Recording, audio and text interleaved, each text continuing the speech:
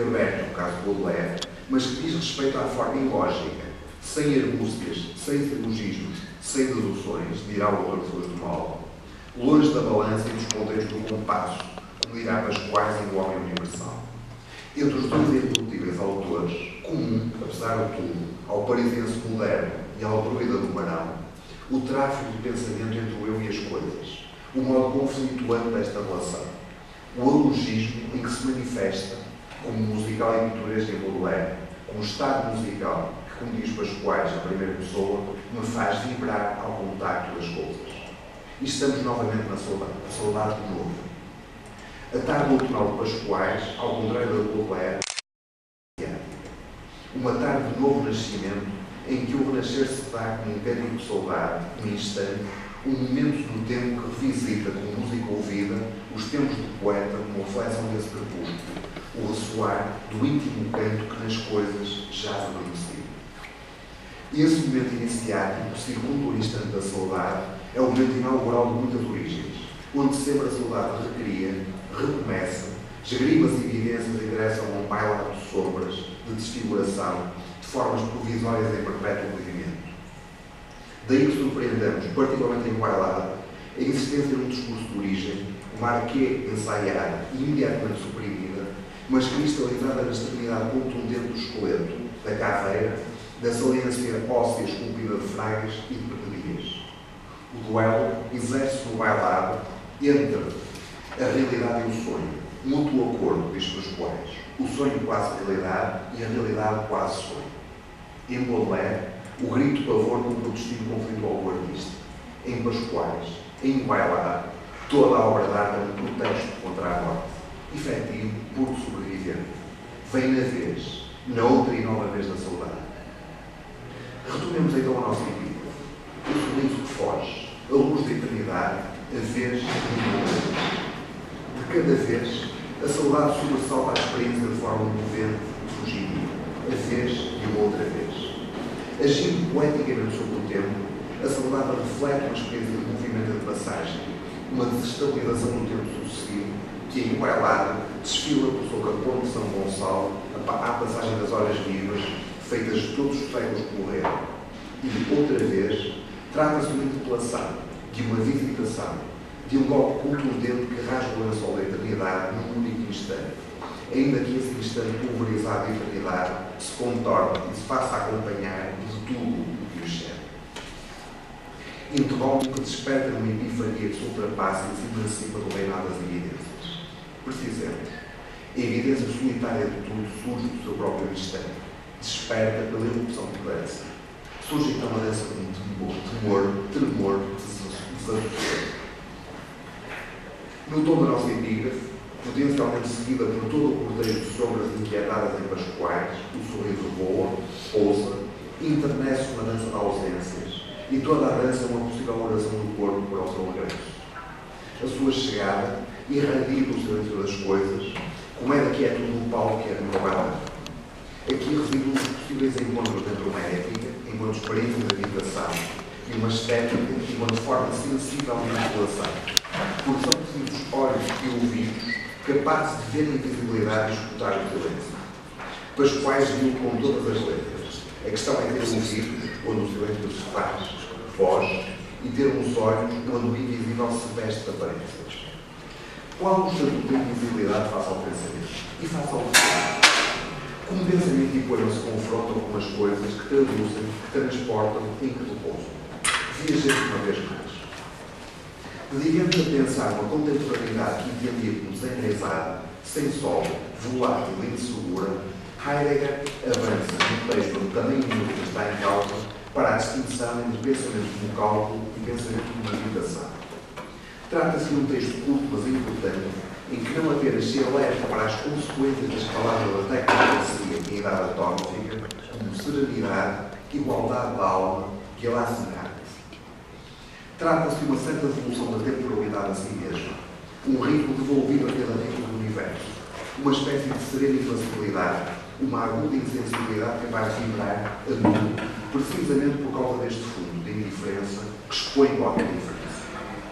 A tradição da Gelassenheit entre Meister Eckhart e Heidegger é assim lida e desgosto nota também o modo desse repulso e abandono que acalenta, resta, em benefício da filosofia e em prejuízo da escrita, como experiência, no domínio da horizontalidade e da possibilidade.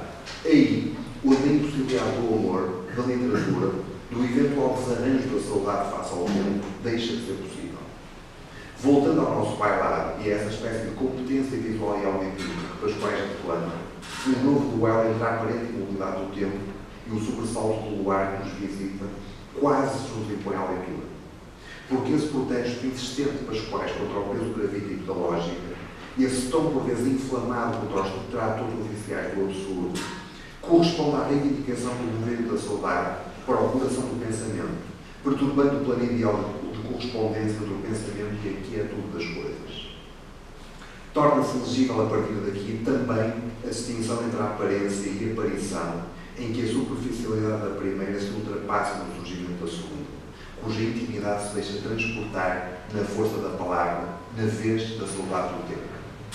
A vez da saudade é o tempo pleno interrompido, o instante sem Gelassenheit, sem serenidade, na busca de uma outra meditação de que a escrita é a voz e o movimento. Novamente a saudade é a vez da saudade. A soberania do instante da saudade, outra vez a saudade. O sorriso de luz pousando-nos na face e repensando por inteiro o tempo do nosso tempo. A saudade é uma aprendizagem dos fantasmas moventes pelos corredores da razão reducida. Outra vez a saudade. A constatação da repetição nesta outra vez reclama-se como vez de uma única vez, de uma primeira vez de cada vez inaugural, do sorriso que nos pousa na face uma e outra vez. Nada se mimetiza, nada se repete fielmente, cada sorriso extingue-se e reacende-se na vez de uma única vez, sempre, novamente e outra vez. Sempre a saudade, novamente a saudade, outra vez a saudade. A tripla afirmação poderia ser procedida ou subcedida pelo obsessivo epígrafe do bailado, revoluteando insistentemente pelas margens desta fauna. Um sorriso foge, voa, percorre o espaço e, com as asas pulverizadas de luz eterna, pousa-nos na face outra vez. Enxameando o discurso, numa rasura corajosa ao reinado absoluto da explicação e do conceito, Pascoais esclarece a dimensão existencial do seu bailado. A vida é variedade, loucura, um incêndio multicolor, ilumina as concavidades do infinito, onde os deuses que eram de sombra se vestem de caridades vivas e carnais. A vida é uma incêndio. As suas labaredas são almas num frenético bailado. Dançam, e os seus movimentos resplandecem, batem as palmas que se abraçam e as suas canções refulgem como estrelas. De uma labareda nada se cai, a não ser a substância material que ela emana.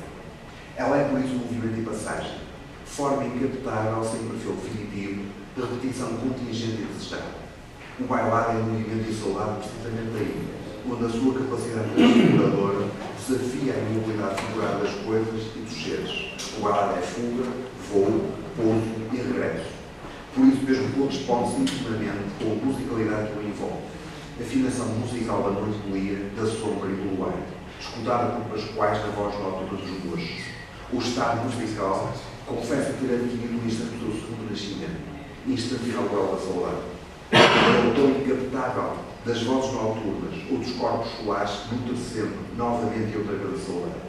A saudade, a ausência que vivemos de nós próprios, é o nome de uma viagem de silêncio, de uma escuta de silêncio, uma estranha dança volátil de que só a música é a materialização possível. A experiência da ausência, a ausência experimentável, repete-se de cada vez nova no ressoar de uma nota arrancada à partitura.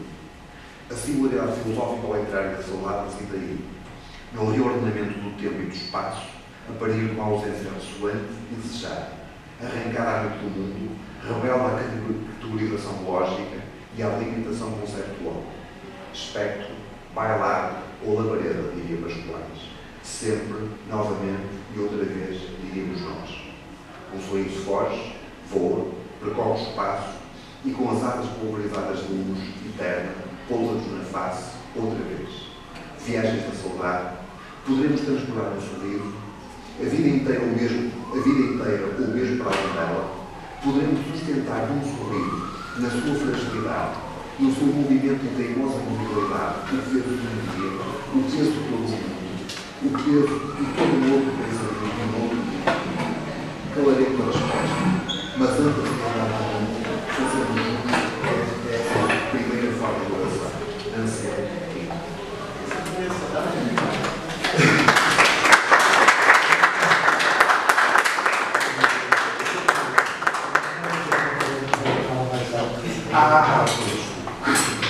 É que estávamos últimos ao princípio. Carlos, o Monteiro, que aproveita de quadrato assim, e agradecemos muito, bem que eu agradeço em nome de todos esta belíssima introdução a esta jornada. Muito obrigado. Não digo mais nada, depois poderemos então dialogar com aquele bocadinho. E então passava a palavra ao colega professor Flávio Reis, que é uma presença muito gentil da Bahia. Ele vem da Universidade Estadual do Sudoeste da Bahia. E nessas terras tropicais dedica-se ao estudo das línguas clássicas, do latim, por ser é muito belo isso, é muito claro. A literatura portuguesa do século XIV e XVII, e faz-nos esse favor, essa gentileza, porque no Brasil ainda não havia literatura e ele ocupa-se daquilo que é nosso, lá no país dos trópicos. Ele, portanto, ocupa-se das traduções latinas do Portugal do século XVI e escreveu um livrinho com um nome muito bonito, chamado O Sonho de Cipiado. O Sonho de Cipiado, acerca da recepção latina no Portugal do século XVI. Nós agradecemos muito essa dedicação, Flávio, a um assunto, digamos,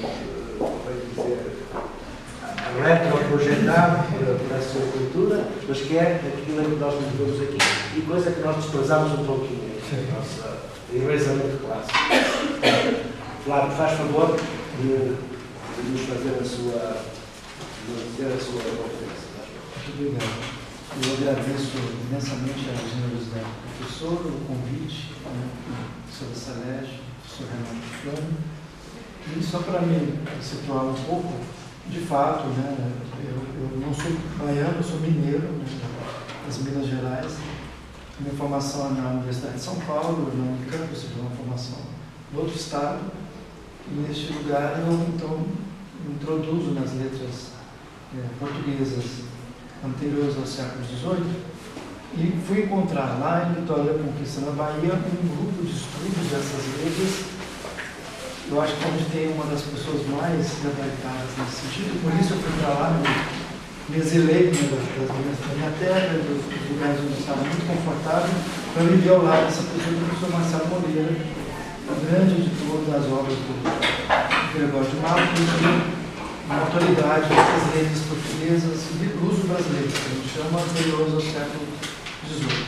Prêmio Jabuti, por conta da obra de estudo sobre o Gregório de Matos, ou seja, é uma figura que eu tenho prazer de me encontrar toda semana, tomar um café e ir no Guimarães. E eu me dediquei ao doutorado ao estudo do João de Barros, ou seja, eu estudei traduções latinas feitas pelo Duarte de Rezende, do Cícero, né, e optei pelo Sonho de Cipião, que é um texto bem polêmico, no século XVI, em que havia aquela discussão sobre a mortalidade da alma, etc. E, em dada altura, o Duarte de Rezende me joga para o João de Barros, e eu me dedico, então, ao João de Barros, não o historiador das décadas, que é o mais conhecido, mas o João de Barros da narrativa de cavalaria. E, de fato, é uma narrativa de cavalaria sui generis, já que se trata de uma grande proposta de filosofia moral para a boa governação do reino. E é o Clarimundo, cujo tema seria a primeira parte da crônica do imperador Clarimundo, onde os reis de Portugal descendem. Um grande, imenso, discurso encomiástico, dirigido à Casa Real Portuguesa, ou seja, é um grande livro, são mais de 1000 páginas, 3 volumes, é a primeira parte, em que se demonstra pela figura do Clarimundo aquilo que seria desejável de um bom governante. Esse Clarimundo, ou seja, essa obra imensa, ela tem muitas questões.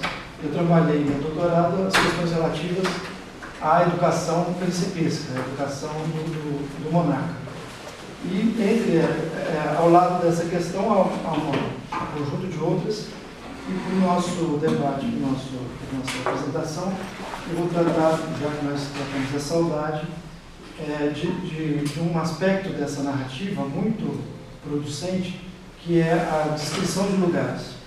E eu parto daquilo que seria o procedimento mais evidente da obra, que é a produção de um discurso comiástico. E a produção do discurso comiástico vai desde a produção do discurso comiástico para a figura do caráter do monarca, para o caráter de personagens, mas e também para a configuração comiástica dos lugares onde esses personagens transitam. Ou seja, uma coisa está completamente interligada à outra. E nós não temos, portanto, a descrição de lugares sendo feita de maneira impune, digamos assim, nessa narrativa em particular, nessas narrativas de um modo mais amplo. Ou seja, há uma interligação necessária entre espaço e caráter dos personagens que agem nesses espaços. Eu começo só para apresentar o Clarimundo. Se eu fosse falar sobre o Clarimundo, a gente ia ter que fechar o evento para falar o Clarimundo. Mas só para apresentar, eu uso já o professor Eduardo Lourenço, uma passagem muito breve de um dos ensaios de mitologia da saudade que ele dedica ao Clarimundo. É uma tópica de elogio. Não, mas eu não poderia acreditar que o nosso rei era tão virtuoso, mas vendo o que o rei do passado fez, eu acredito, porque eles são absolutamente análogos. Perguntamos também, inspirados na indagação de Eduardo Lourenço, é estranho Portugal figurado na narrativa? Ou seja, eu optei na minha comunicação, que é um lugar maravilhoso na narrativa Cavaleiros de João de Barros, por um trecho que daqui a pouco eu compartilho com vocês, em que há uma breve descrição que seria Portugal numa das entradas do mago Famimor. E há uma descrição então do que ele vê. A embarcação vai adentrando a Bahia e ele vai dizendo que vê desse Portugal que ele chega na narrativa. E eu pergunto então, junto com o Eduardo Lourenço, é estranho Portugal figurado na narrativa, lugar para onde Clarimundo é levado por meio de uma maravilhosa aventura? Não no sentido de que o Portugal figurado é retoricamente composto para condizer com a dignidade que o Fago Famimor, esse é o nome, Famimor, vaticina para as gerações dos herdeiros de Clarimundo. E aí eu cito: que foram tão cristianíssimos e poderosos reis como os portugueses têm alcançado.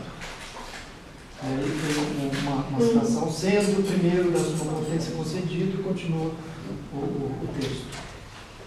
O maravilhoso na narrativa de cavalaria, e aí o maravilhoso é um termo bem amplo, eu fiz até uma incursão para tratar, mas deixo de lado o tempo. Mas esse maravilhoso na narrativa de cavalaria é a sua grande matéria-prima retórica. Seu efeito mais recorrente, sendo ocasião, portanto, de repúdio para alguns, ou seja, por parte dos moralistas que entendiam as narrativas de cavalaria como uma satisfação ociosa da vontade, e lugar de deleite por aqueles que entendiam que segundo a máxima antiga, pelo prazer do deleite, alcança-se o ensinamento. Nem todas as narrativas de cavaleiros resultam no aspecto do deleite que leva ao entendimento. No caso do Clarimundo, isso resulta muito bem. Mais do que o aconselhamento régio de efeito público, coadunam-se a utilidade e o prazer, figurando nas aventuras de Clarimundo a demonstração de valores éticos fartamente doutrinados nos tratados de filosofia moral do tempo. Ademais, o espaço, os lugares ou cenários são categorias decisivas nas narrativas de cavaleiros e batalhas que, por um lado, dão estofo à dinâmica do movimento dos protagonistas e, por outro, como elemento descritivo necessário para os efeitos que a narrativa pretende produzir nos leitores. E aqui, no caso da narrativa do Clarimundo, o leitor primordial é o príncipe Dom João III, enquanto se fazia a edição, a publicação, torna-se rei, e, portanto, há dois próprios, ao príncipe com um aspecto, ao rei com outro aspecto da mudança de caráter, né, a quem se dedica a obra. Os lugares são, portanto, ajustados para completarem-se com as ações que neles se transcorrerão, sendo coloridos segundo alguns recursos de composição retóricas que se valem de ornamentos como a ecfrases, a minudência, a enumeração, a gradação e outros mais de evidenciação. Assim, os lugares são tão diversos quanto as aventuras dos cavaleiros, e esses espaços as emolduram, acrescentando, em geral, um efeito maravilhoso. No capítulo 79, quando o sábio Falimó e Clarimundo se aproximam por mar das terras portuguesas, a narrativa dramatiza os lugares comuns do elogio de lugar, compondo o maravilhoso pela descrição da natureza segundo as tópicas da evidência latina. A descrição da natureza constitui o cenário decoroso para aquelas ações elevadas, e nesse sentido as fontes de invenção serão a Odisseia e a Ilíada.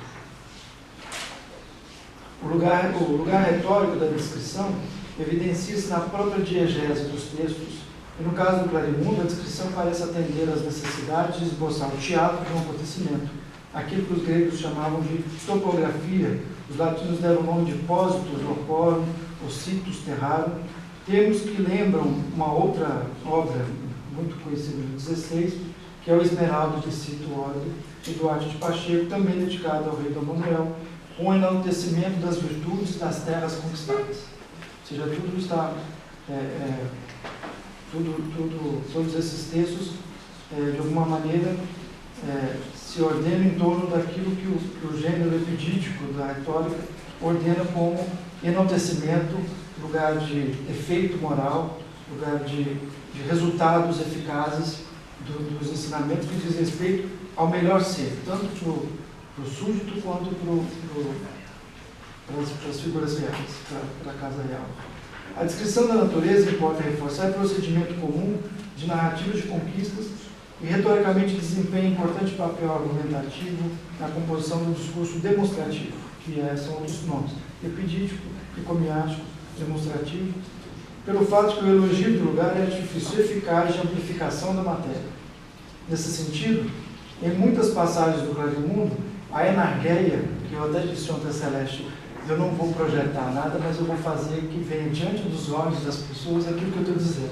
Essa é a enargueia, é colocar diante dos olhos. Vocês vão ter daqui a pouquinho a passagem que eu selecionei, o efeito da enargueia, ou seja, vão ter diante dos olhos o que as duas personagens, Clarimundo e Falimó, viam ao adentrar na embarcação na Bahia. Então eles viam o seguinte: começaram por um rio que vinha coberto daquelas maçãs e flores, ou seja, um rio coberto de maçãs e flores, em tanta quantidade que impediam as naus que vinham umas antes às outras com um vento muito brando e gracioso. E entrando já entre as terras, começaram as antenas tocar de quando em quando pelas pontas das ramas, e com que força que levavam sacudiam as flores e frutas, onde se causavam o rio coalhado delas. Pois os roxinóis e os pássaros eram tanto sobre as enxárcias, mostrando o prazer daquela vinda, que venciam em número a todas as flores. Então, vejam, é praticamente uma selva de flores, frutas, pássaros, etc. Na descrição, a fertilidade, ou seja, a fartura de frutas, de pássaros, de sons agradáveis, a beleza pela cópia de flores, pelo canto dos pássaros, completam-se na amenidade do clima, pela brandura e graciosidade dos ventos. No tocante à composição retórica do lugar, serão úteis os argumentos a loco e a tempore, ou seja, sobre o lugar e sobre o tempo, mais especificamente colhidos dentre os bloques comuns do gênero epidídico, gênero que se ocupa das matérias de elogio e de vitupério. Nesse sentido, entre as coisas a serem louvadas, inclui-se as localidades, como exaustivamente expõe Menandro nos principais tratados antigos que temos acesso e que eram lidos no século XVI, para a constituição do discurso epidídico, que é o Tratado de Retórica Epidídica do Menandro, em cujo primeiro tratado versa sobre elogio de cidades e países, de criaturas vivas, de objetos inanimados. Há, segundo os efeitos que se pretende, lugares comuns de argumentos relativos à abundância, à fertilidade, à eleição junto dos deuses, ou seja, um lugar como esse só pode ser muito bem quisto pelos deuses, dada a fartura e a beleza de tudo. A agudeza dos saberes técnicos dos moradores, que dominam os saberes relativos à agricultura, à produção dos bens, tudo isso são matérias de elogio de lugar, porque o lugar é composto pelas pessoas, os caracteres que compõem o lugar são elogiados pelo efeito do lugar. As condições geográficas e meteorológicas e suas virtudes. O Menandro é muito engraçado, se vocês vão ler o tratado, ele diz assim: se o lugar é seco e pouca chuva, os elogios possíveis são. Se o lugar é abundante de chuvas e tal, os elogios são esses. E a mesma coisa para os vitupérios, porque eu posso dizer muito bem e elevar o lugar às alturas, eu posso, querendo outro efeito, colocá-lo como um locus horrendos, né? E fazer a mesma coisa. Eu sou um sofista entre os filósofos, aqui a gente pode fazer o que quiser, com o discurso e levá-los ao deleite. Né? A verdade é uma construção. No entanto, as fontes de invenção mais significativas para a composição do lugar maravilhoso, que é o objeto que tratamos, estão presentes nos poetas. Então, mais do que os tratados como o de Menandro e vários outros de retórica epidítica, os poetas são as fontes de invenção mais evidentes, e ficam evidentes, se a gente pega, por exemplo, o Fale Souza, os comentários que ele faz das rimas de Camões e dos Lusíadas, é uma infinidade de autores que ele imita, a ponto de nós conhecermos alguns e desconhecermos centenas de outros. Ou seja, muitos que nós não temos mais a leitura, e o soneto de Camões é praticamente uma colagem, né, nos nossos usos, e é uma imitação agudíssima de poetas italianos, latinos, gregos, etc., compondo um efeito no presente. Mas ainda, a descrição da natureza na poesia latina clássica impõe-se como um cenário convencional, no qual se assentam personagens e matérias necessariamente informados no lugar, não sendo, portanto, arbitrário o cenário e o que nele se assenta. Essa é a grande questão que difere muito dos nossos procedimentos literários mais recentes, que é essa arbitrariedade, muitas vezes, do lugar. Aqui no caso dessas letras antigas, não há arbitrariedade do cenário. As maçãs abundantes, as flores, a suntuosidade das árvores, na descriptio do Clarimundo, funcionam retoricamente como convenções de elogio e põem em evidência a fartura, a primavera frondosa, a fertilidade de fruto numeroso e de vegetação grandiosa. Para a narrativa, nada importa a característica empírica da fauna e da flora dos locais. Ou seja, não importa o que nós vemos, ou mesmo na pintura, muitas vezes, nessa pintura antiga, como é que pode ter um leão? Há muitos leões na narrativa do Clarimundo. Não pode ter um leão em algumas regiões. A questão aqui não é a empiria, mas sim o simbólico, muita flor. Isso não é um problema. Objetiva-se a eterna primavera que essas cores e elementos mais do que sugerem. Hipertrofiam-se as virtudes naturais para a composição do lugar maravilhoso. Os ventos aprazíveis, a quantidade de frutos, a vegetação agigantada, a profusão de pássaros em seus campos. Ademais desse lugar necessariamente maravilhoso, reinarão reis virtuosos, segundo as profecias do mago reveladas no capítulo 82. Nesse cenário vicejarão a descendência dos reis de Portugal, de Dom Afonso Henrique a Dom João III. A descendência virtuosa de Clarimundo, que é tido na narrativa como a matriz de toda a Casa Real Portuguesa. Ou seja, a narrativa do João de Barros é como se fosse uma genealogia, e, portanto, a ficcionalidade da obra é colocada um pouco em xeque, porque ele faz uma concordância entre os historiadores antes de começar a narrativa. O historiador X disse isso sobre os ancestrais do rei Dom Afonso Henrique, o outro disse aquilo, a narrativa vai corrigir as dissidências. Concluindo, o maravilhoso dos lugares pintados à vista do leitor, junta-se à maravilha da elocução da narrativa, que foi o que me chamou a atenção no texto do Clarimundo, numa carta que o Duarte Rezende enviou ao João de Barros, reclamando auxílio na tradução do Cícero, do latim para o português, e o Duarte Rezende dizia, João de Barros é conhecido como o grande nome da língua portuguesa e, portanto, não pode me negar ajuda para fazer essas traduções. E até a internet recebi o Clarimundo, ou seja, lá nas Ilhas Molucco, o Clarimundo chegou. Aí eu fui ao Clarimundo, ou seja, eu fui ao Duarte Rezende, internet, e cheguei ao Clarimundo. E essa fama do João de Barros como grande nome da língua portuguesa do XVI, junta-se à erupção da narrativa, resultando, portanto, em deleite e proveito. Era isso que eu tinha, então, para compartilhar com vocês. Obrigado pela atenção e paciência.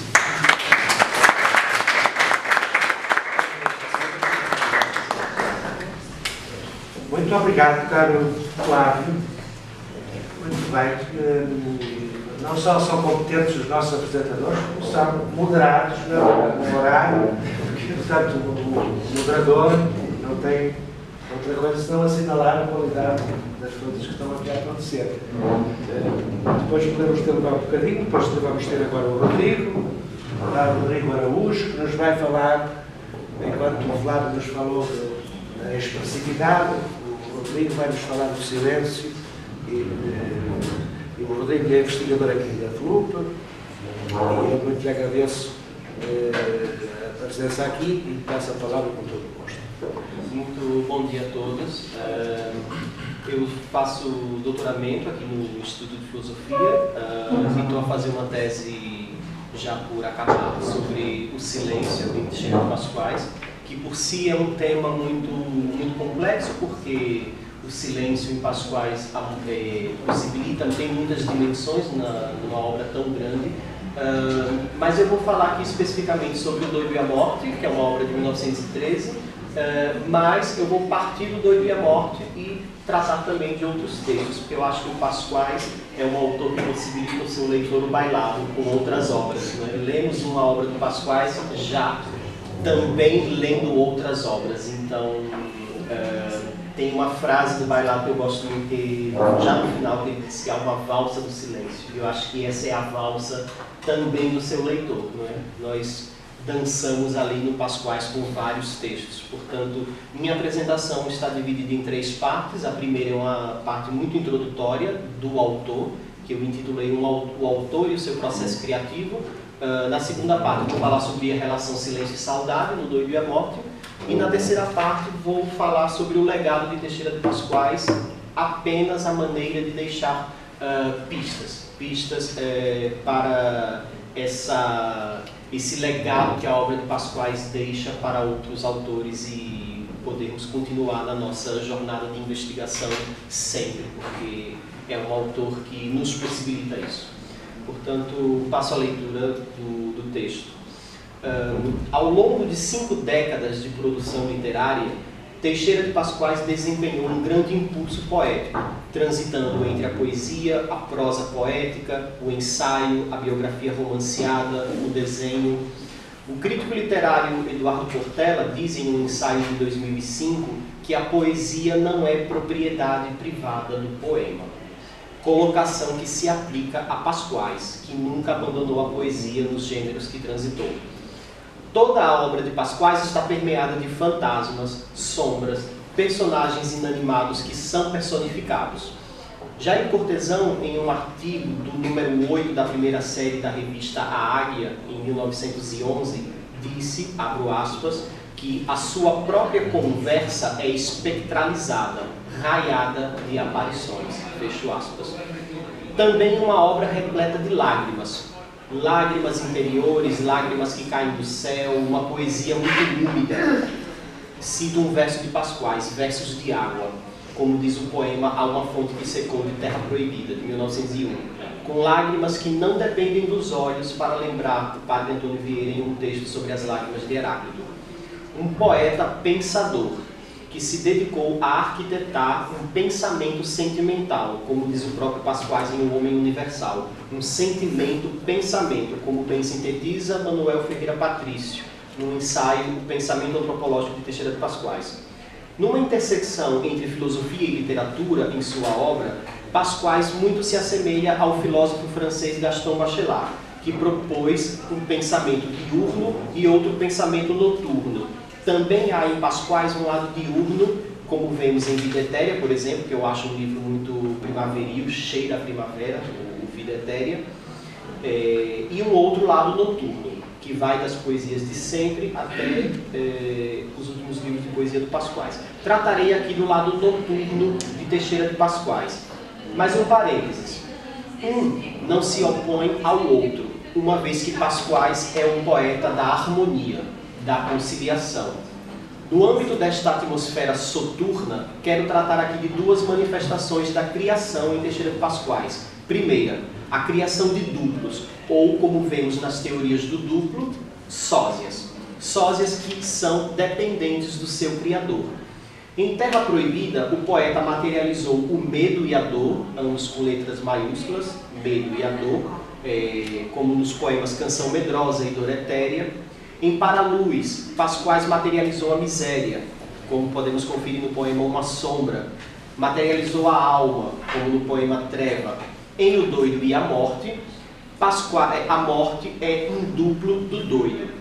Pasquais já tinha materializado a morte em sua obra de estreia, Sempre, onde a morte aparece como uma deusa escura que se veste em branco. Isso é um verso do poema de Sempre.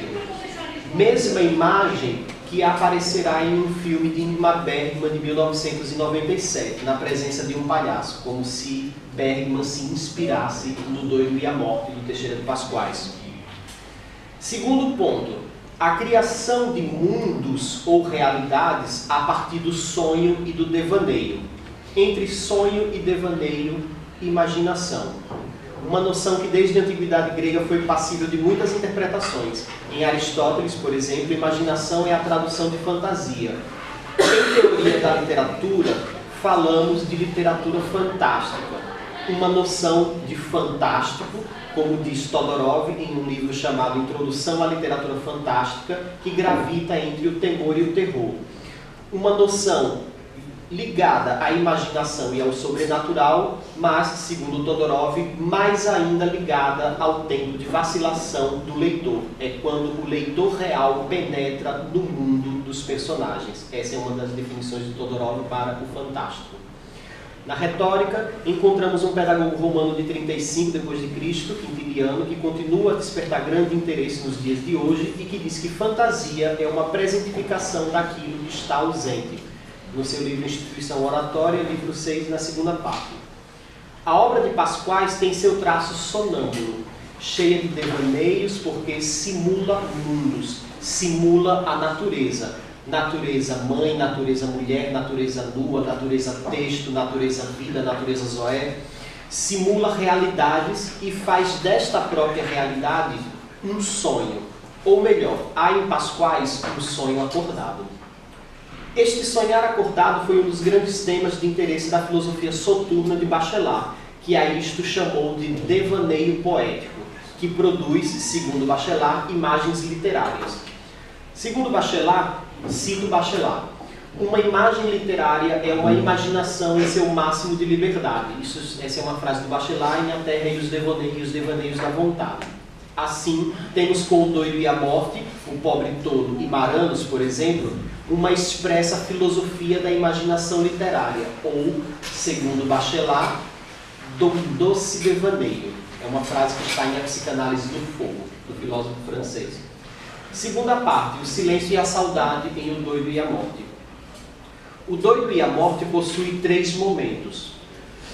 Primeiro momento, quando a morte, duplo, também descrita como donzela, surge diante do doido. A morte aparece encoberta, cito um trecho do Doido e a Morte, numa túnica de sombra, mantendo oculto o seu rosto de caveira. Não há espanto neste primeiro contato entre o doido e a morte. O doido desvela a morte do seu manto como quem desvela o véu de Ísis, na tentativa de desvendar o seu mistério. Pasquais já tinha se referido a este véu no poema Paisagem de Vida Etérea, que é o mesmo véu que há na natureza. Cito o Pasquais. A luz do dia afrouxa e põe na face triste da natureza um véu de seda roxa. Este é um verso do poema Paisagem de Pireteia. O mesmo segredo que está em Heráclito quando disse no fragmento 123 que a natureza ama ocultar-se. O segundo momento da obra O Doido e a Morte é ela, um véu que oculta a morte. Desvelada a morte, há o contato, o toque. Pasquais humaniza a morte. Pasquais já havia dito no Bailado, cita um trecho do Bailado. A morte é o fundo negro do quadro que a vida se destaca. É uma frase da página 123 do Bailado. O doido, então, tinge este quadro com cores vibrantes, dá corpo ao que o antropólogo Luiz Vincent Thomas, em uma obra chamada Antropologia da Morte, diz, uma obra de 1975. Representar a morte não é só vivê-la em imagens, em nossos sonhos, obsessões, impulsos. Representar a morte é também materializá-la em frases, em formas, em cores, em sons. Não há distanciamento entre o doido e a morte, e esta quebra é simbolizada pela imagem do beijo. Cito O Doido e a Morte. Tu és a morte, és mulher, portanto. Desce do teu cavalo e vem comigo, porque o desejo corre em meu sangue. E delirante, o doido vagabundo em suas mãos tomou, beijando-a a fria mão da morte. Mas, em vez que milagre de contato, do moçada sentiu tocar dos lábios a carne viva, quente, apetecida. Fecho aspas. É quase, há uma coloração muito erótica desse encontro do doido com a morte. O doido destrona a morte do seu cavalo e diz-lhe, cito mais uma vez O Doido e a Morte: mas a mim que sou doido, revelaste o teu mistério, que afinal é a vida. Aqui já há uma expressa relação entre morte e vida. Terceira parte do Doido e a Morte. O terceiro momento da obra O Doido e a Morte é o findar desse sonho acordado do doido. Um final aberto, para lembrarmos a obra aberta de Umberto Eco, em que é difícil precisar se o doido e a morte voltarão a se encontrar no dia seguinte, pois trata-se de um sujeito lírico doido, e que tudo fantasia, que tudo cria e que tudo imagina. Faz-nos muito lembrar Guimarães Rosa em sua última obra Tutameia, Terceiras Histórias, uma obra de 1967, que foi publicada antes da morte do autor, por onde passam bêbados e doidos com seus casos de delito e que estão a embriagatinhar. Adoro esse neologismo do Guimarães Rosa. Guimarães Rosa é um mestre em criar palavras e muitas das vezes nós, leitores brasileiros, nem entendemos. Como bem inventou Guimarães Rosa num dos 4 desconcertantes prefácios que há em Tutameia, intitulado Nós os Temulentos. Também lembramos de Miguel Torga, especialmente em um conto intitulado O Vinho, Encontros da Montanha, onde o bêbado Abel, que está a conversar com a sua própria consciência, deita o corpo sobre o comprido chão, acende um cigarro e deita o fósforo ainda aceso sobre o panacho seco do monte, causando imenso incêndio. A consciência de Abel bem que tenta lhe encorajar a levantar-se e a fazer algo diante do incêndio. Esse é um conto muito atual nos meses de agosto, nos incêndios. Mas a própria consciência, também ébria, vê o incêndio e diz: linda coisa. Nós, leitores, então, perguntamos: como confiar em personagens bêbados e doidos? Faço apenas essa relação do Guimarães Rosa e o Miguel Torga para, nessa posição nossa de leitores, confiarmos nesses personagens. Então, numa obra que é praticamente um teatro de fantasia, como é O Doido e a Morte, e o final do Doido e a Morte é acordar desse sonho, nós nos perguntamos se esse sonho vai se repetir várias vezes, nesse final aberto que eu cito. Nesse sonho acordado do doido e a morte, sonho e realidade misturam-se. Por isso, o doido muito se assemelha ao tolo do pobre tolo, como se lê no fragmento 82 da obra O Pobre Tolo. É realidade e sonho o pobre tolo. É sonho que se expande no infinito e humana realidade que o concentra. E lhe traça em matéria palpitante os seus limites nítidos e perfeitos. Fecho aspas. O poeta alemão Heine chamou a este espaço fusional de asilo tranquilo, no poema Rêve et Réalité, do livro de canções de 1827. Poema este que reverbera em Pasquais, pois neste poema o sujeito lírico cria um duplo, uma aparição, e os dois põem-se a dançar. A música acaba, mas está sempre a recomeçar à medida que o sonho de um penetra e se mistura no sonho do outro, da figura criada. Neste devaneio poético do doido e a morte, quando o doido já pressente o afastar-se da morte, este vê a saudade deitar-se sobre o colo da paisagem. Cito uma estrofe do Doido e a Morte. E acrescentou depois, olhando ao longe, quiméricos esboços de montanhas, serroa do outro mundo, névoas mortas, a saudade alongando-se em paisagem. A saudade deita na realidade, semelhante ao Guardador de Rebanhos, de Fernando Pessoa, no 9º poema do Guardador de Rebanhos.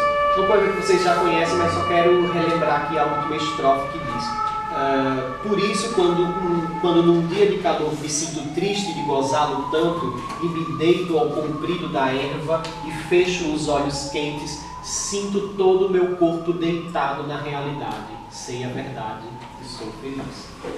Diz o bom Guardador de Rebanhos. Mas a realidade, ou a natureza, ou a physis grega, para Pasquais, está permeada de silêncio. Se lermos Pasquais à luz do neoplatônico Plotino, especialmente na Enéada 3, tratado 8, em que o Plotino fala especificamente da relação da natureza com o silêncio e com a contemplação, a própria realidade sensível é fruto de um ato contemplativo das realidades inteligíveis. O mundo físico está sempre em estado de silêncio, um silêncio contemplativo ou uma contemplação silenciosa. Logo, silêncio e saudade misturam-se, se tocam, se intercambiam em O Doido e a Morte. Para completar a imagem desta saudade, precisamos ir a outros textos de Pasquais.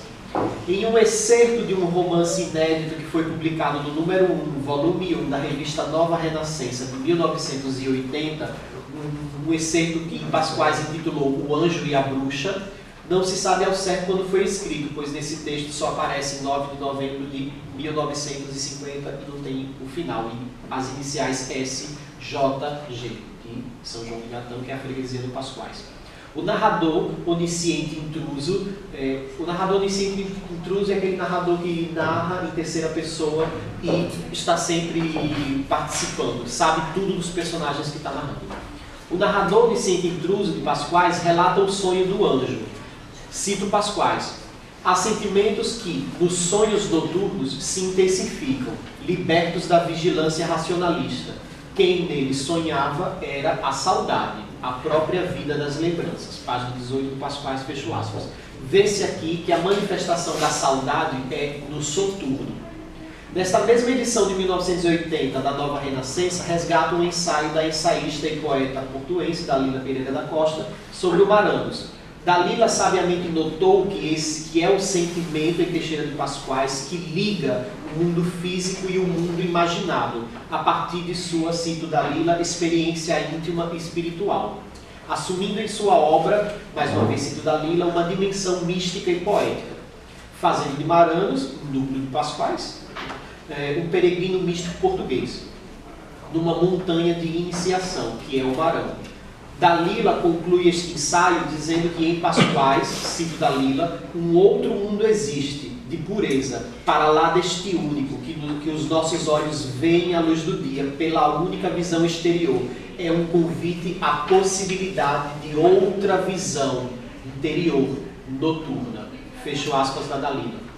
Com Dalila, queremos concluir esta etapa argumentando que a saudade participa do silêncio, revelando-se no noturno do mundo, no noturno do mundo imaginário que é o seu mundo valorizado, como diz o poeta em Um Homem Universal, cito Pasquais: o mundo sonhado valoriza-se. Saudade, que é, como vemos ainda no Homem Universal, cito Pasquais, é a expressão viva dessa inexistência existente que caracteriza a realidade. Mundo imaginário só é possível graças ao silêncio. Ainda cito o Homem Universal.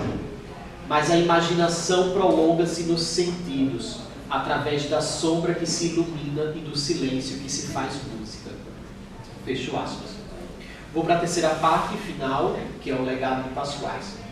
Sem dúvidas, o silêncio em Teixeira de Pasquais é uma condição necessária para a sua criação poética, além de se manifestar em sua obra de diversas maneiras. Em Pasquais temos o silêncio do ser, do mundo, do homem, da vida, da origem, da sombra, silêncio que é comunicação, silêncio que é o seu verbo, por aí vai. Silêncio que permite o sonhar, como vemos no poema Vida do Campo de Paraluz. Cito um verso desse poema: o silêncio as coisas faz sonhar. Fecho aspas. Enquanto poeta do silêncio, a obra de Pasquais reverbera no tempo e em muitos autores que buscaram diálogos com a saudade, com o silêncio, com o sonho, por entre as sombras do nada, como vemos no poema Sombra de Nada, de José Augusto de Seabra, na Nova Renascença de 82. Mas um nada que é tudo. Pasquais reverbera, sobretudo, numa escritora brasileira, Clarice Lispector. É certo que Teixeira de Pasquais e Clarice Lispector foram autores que mantiveram um extenso diálogo com o silêncio, apesar do fato temporal de nunca terem tido contato. Quando Clarice Lispector nasceu na Ucrânia em 1920, Pasquais já tinha uma obra poética consolidada, nesses dois últimos decênios do século XX. Particularmente nos interessa uma obra da Clarice, Um Sopro de Vida, que foi escrita em 1974, mas só publicada em 1978, um ano após a morte da autora. As duas primeiras secções da obra se intitulam Um Sonho Acordado que é Realidade e Como Tornar Tudo um Sonho Acordado. Temos já no início do romance de Clarice uma fala do narrador. Cito: o que sinto não é traduzível, eu me expresso melhor pelo silêncio, cores, atos e sobretudo uma atmosfera de sonho que parece uma cor e não uma palavra. Fecho citação de Clarice. Concluo com essa atmosfera clariciana que parece ter sido tirada de uma obra de Pasquais. Não há imagem melhor para descrever essa atmosfera. A morada. A mesma morada que Schubert foi buscar na obra poética de Haydn, no livro de canções, me perdoem a pronúncia alemã, porque alemão não é muito minha língua, para compor a obra Der Doppelgänger, que é o sósia. Schubert aqui consegue dar uma atmosfera soturna e onírica ao poema do Haydn. Um poema que retrata um sujeito abandonado numa casa qualquer e que está a olhar para si próprio no espelho, reconhecendo-se um duplo. Uma composição muito bonita do Schubert. Há no YouTube, coloquem lá o duplo Schubert, que parece que aqui diz muito do Pasquais. É nesta morada repleta de experiência onírica que o sonhador cósmico Pasquais, de certo modo também Ângela, em Clarice Lispector, concretiza uma noção defendida por Gaston Bachelard em A Água e os Sonhos. Cito Bachelard: nós sonhamos antes de contemplar. Essa é uma tese do Água e os Sonhos do Bachelard. Nesta morada, silêncio e saudade podem se intercambiar. Morada que permite ao sonhador um sonho inefável acordado. Esse é um verso do Pobre Tolo, onde a saudade pode, enfim, ser uma fina flor feita de silêncio. Era isso, obrigado.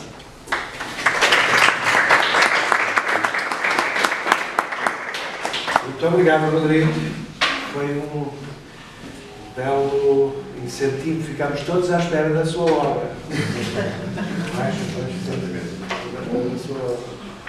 Renato, ainda temos algum tempo agora, 10 minutos, pelo menos, para a ilustre público aqui presente poder dialogar com os nossos conferencistas. E, portanto, eu dava a palavra às pessoas. Quem quer? Eu posso. Então, se me permitem, antes de mais cumprimentar os meus oradores, agradecer ao Jorge Cunha pela moderação, ainda que o meu próprio tenha reconhecido os oradores portaram-se muito bem em termos de tempo, portanto não foi necessário uma moderação efetiva. Mas enfim, saudando e cumprimentando os oradores pelas 3 comunicações, todas elas ricas e complementares, eu faria apenas uma breve pergunta, observação, a propósito da comunicação do Rodrigo Araújo, em particular a propósito de uma expressão que ele a certa altura citou, que aparece no Dor e a Morte, que é a saudade alongando-se em paisagem. É uma expressão muito sugestiva e que dá bem conta, a meu ver, da dimensão cósmica da saudade entre as quais. De resto, ontem mesmo, no primeiro dia do colóquio, em Lisboa, na Faculdade de Letras, a certa altura salientou-se muito isso, a dimensão cósmica da saudade entre as quais, em contraponto, por exemplo, para uma dimensão mais psíquica, mais mental da saudade em Fernando Pessoa. Ora, de facto, entre as quais essa dimensão que está muito para além de uma dimensão estritamente psíquica ou mental, é de facto uma dimensão cósmica, e essa expressão dá bem conta disso. Porque quando se diz que essa concepção da saudade se alonga na paisagem, obviamente há uma série de premissas que convém salientar. Desde logo este trânsito entre a materialidade e a espiritualidade. Ou seja, a saudade é aquilo que faz com que a matéria se espiritualize.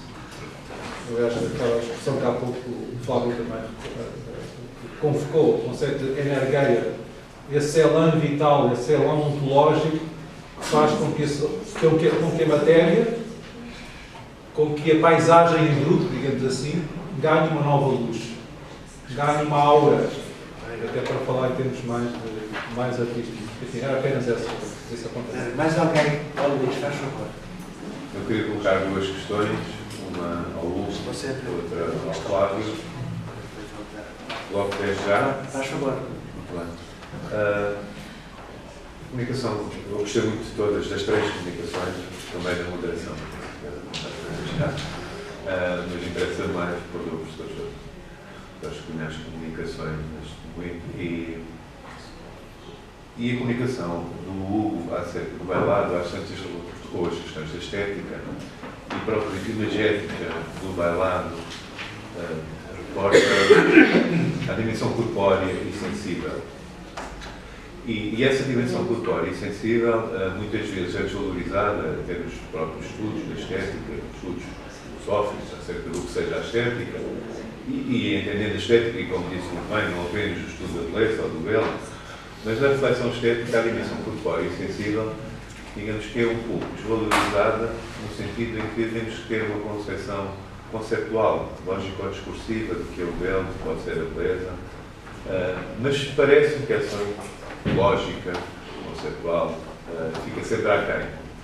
De que maneira é que o bailado, enquanto dança, e não dança das palavras, mas enquanto dança mesmo, enquanto exercício estético, é a forma mais adequada, ou uma das formas mais adequadas, de presentificar através do sensível o que é que pode ser a saudade naquilo que as palavras, em contexto lógico ou discursivo, ou estudo conceptual, não alcançam. Parece que não alcançam. Esta seria uma primeira pergunta. A segunda pergunta tem a ver apenas com uma expressão que o Flávio utilizou, e patriotismos, talvez, assobrados da minha parte, tem a ver com Camões. No fundo, quando se indicou que Camões seria repetitivo e não faria mais do que repetir o que outros poetas mais clássicos, contemporâneos até, italianos, até as epopeias, como se nos seriam elas próprias uma repetição daquilo que já havia sido dito, havia sido escrito. Nós também, os chineses, por exemplo, estamos agarrados a uma métrica, que é clássica. Fez-me lembrar alguma coisa que perguntaram um dia a Sócrates, mas Sócrates, o que é que tu falas tanto? E Sócrates terá dito, falo sempre o mesmo acerca do mesmo. Mas falar sempre o mesmo acerca do mesmo não é dizer o mesmo.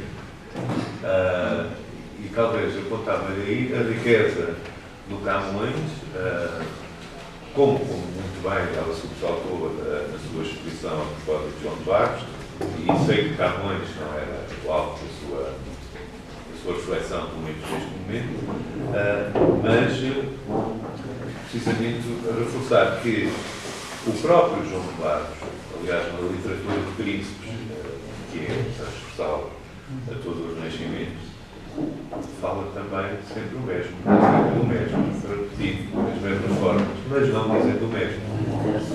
Portanto, era só. Obrigado, vamos lá. Já temos mais alguém que queira. E também a jornalista fazer uma pergunta ao amigo Flávio sobre a questão da moral. Moral ocupa-se do bem, do mal, do obrigatório, não é? A questão do bem e do mal está no empírico ou na ficção, segundo essa sua. Onde está? Você falou em distinguir entre o empírico e o imaginário e tal. Onde nós encontramos o bem e a conformidade com a lei? É na empiria? Isto é, quando é que eles falam verdade no seu caso? Não é? Sim. Ok. Então começa o amigo Rodrigo. Agora eu faço. Mariana, você está brincando?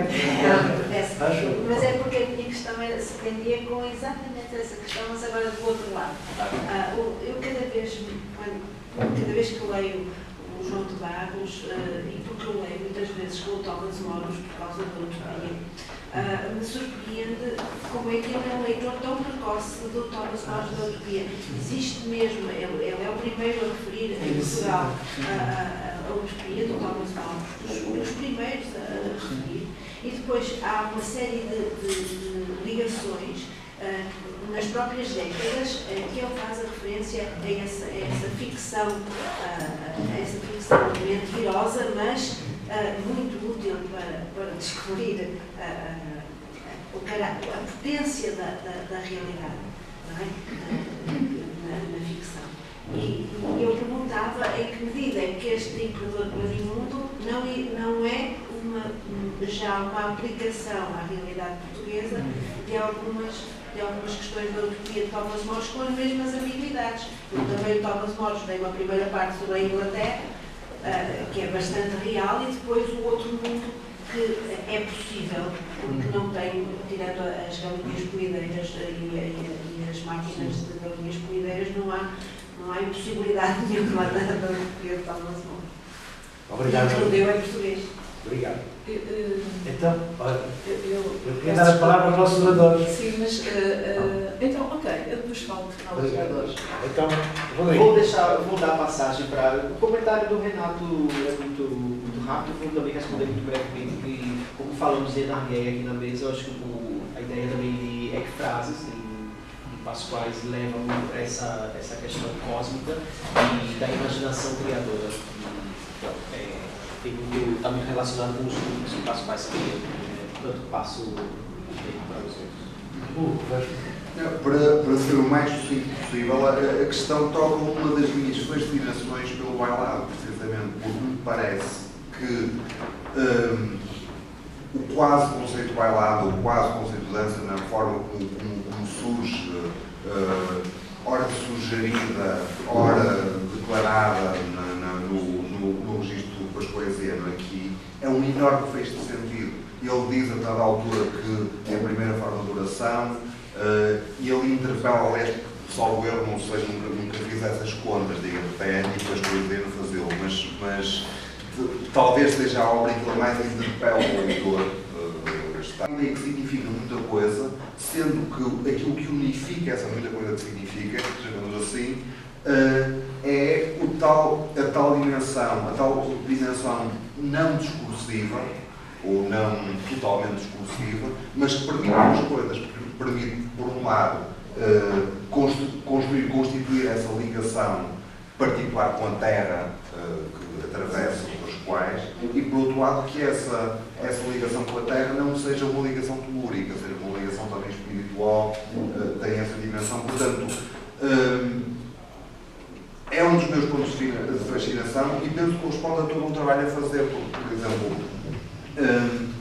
a própria dimensão, a própria espectralidade, a própria maneira como a espectralidade está presente no bailado e o modo como a aproximação entre o esqueleto e a caveira e as fragas e as penadias e tudo isso, portanto, a ligação com o lado rude, anguloso do corpo, com aquilo que é uma carne mais conducente às dimensões mais espirituais, penso que confirmam, no cabo, o corpo, o bailado da dança, como uma das formas não discursivas que podem dar dinâmica a um outro discurso de que para os quais procurava continuamente naquilo que é a sua expressão poética ou pensante.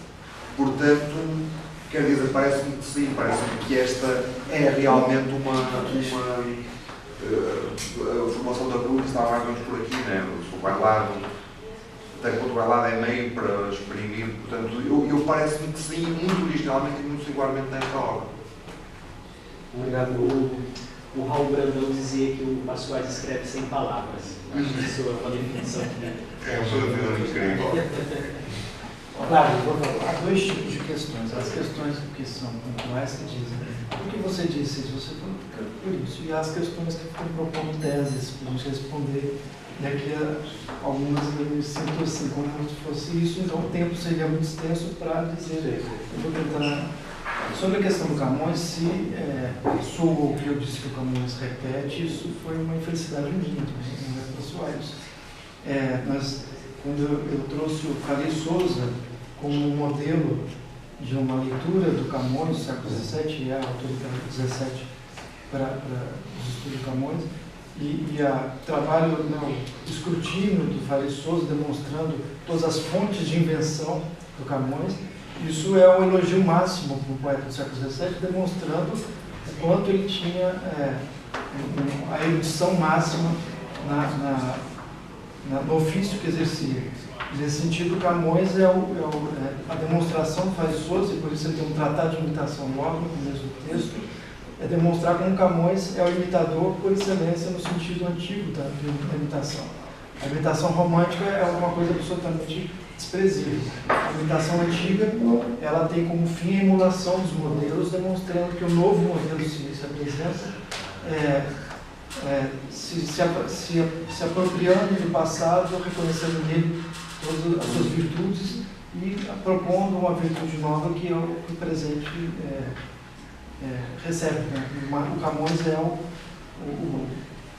poeta por excelência, e é por isso que o Calais Souza o chama mi-poeta, e ele defende toda a questão. O professor Isabel Almeida, da Universidade de Lisboa, tem editado textos e mais textos dessa questão, que no ano 17, os vários autores que se opõem entre aqueles que tentam demonstrar o Camões como um imitador defeituoso e a grande maioria demonstrando que o Camões é o poeta por excelência, porque alcança a emulação, que é um valor mais alto a ser elevado.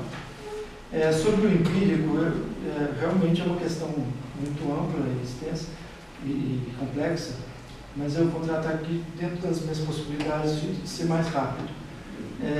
Quando eu digo empírico, é no sentido de que seja aquilo que são os códigos daquilo que a gente chama de literatura a partir do século XIX, que é uma relação entre o cenário que se apresenta na diegese do texto e o cenário que se apresenta naquilo que as pessoas conhecem do dia a dia delas.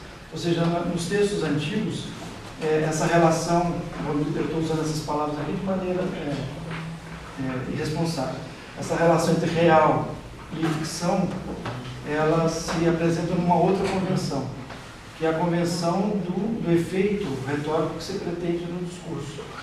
E, portanto, numa obra como a do João de Barros, que se afina completamente com a obra de Tomás Moro, naquilo que ela diz respeito à filosofia moral, a constituição dos cenários, a constituição dos caracteres, aponta para um dever ser que está nos tratados, ou seja, uma tratadística de filosofia moral milenar, desde Sêneca até o século XVI, com Thomas More. E esse DBC está fundado numa filosofia moral cristã, ou seja, o fim de tudo isso é a lei natural da graça, e a demonstração desses textos é quanto essa figura, que é modelo para os príncipes, ela é regida por essa lei natural da graça. Então é neste conjunto que o cenário esse conjunto do cenário emoldura. Portanto, ele vai produzir esse efeito. Ou seja, o que eu queria era desfazer essa ideia de que há uma relação entre o real, empírico, vamos dizer assim, e a descrição do texto. Nesses discursos antigos, essa relação ela é de uma outra convenção. E essa convenção passa por esses textos sobre filosofia moral, de teologia, etc. É por isso, só para fechar com um exemplo, quando o padre Manuel da Nóbrega diz que os índios são negros no Brasil, e aí os antropólogos antigos diziam, ele não sabe nada de geografia, como chamar os índios de negros? Ele está fazendo referência ao termo que no Antigo Testamento refere-se à descendência do filho de Abraão condenado por ter visto o pai nu. Então ele está dizendo que os índios são os herdeiros desse ramo. E, portanto, ele está referindo-se aos índios não do ponto de vista etnográfico, mas do ponto de vista teológico. Então, essa convenção perdida nos faz achar que o padre Manuel da Nóbrega está enlouquecendo, não sabe etnografia, de fato, ele não sabia etnografia, ele sabia teologia. Obrigado.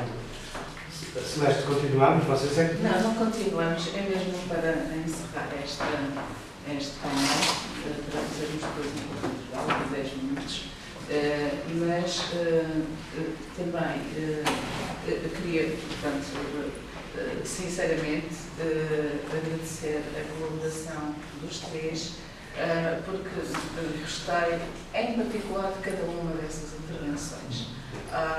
Foram intervenções distintas, mas que se encontram e que cumpriu inteiramente, nesta parte, aqueles que foram os objetivos pensados para este congresso de 3 dias. As viagens da saudade, tanto que já tinham uma história que foi pensada pelo professor Paulo Borges, que depois, portanto, o Instituto de Filosofia se ligou e a Universidade de Santiago também, que visava precisamente, digamos, olhar a temática da saudade, e eu estou a falar isto também, sobretudo, para os alunos que estão aqui, para pensarmos a temática da saudade, digamos, um pouco para além, não é, quer dizer, com diferentes olhares, com diferentes perspectivas, à volta dessa temática que tem tido uma certa tendência de petrificação, uma certa tendência para, digamos, nos ancorarmos um pouco naqueles autores que até agora apresentaram o tema da saudade de um determinado modo, e o que se tem visto em grande medida é sempre, quer dizer, recorrer a essas autoridades, que têm sempre os seus riscos, naturalmente, e a sua segurança, porque é uma autoridade, portanto, enfim, e a repetir o mesmo daquilo que outros já disseram. E isso não é mau nem é bem, é como é.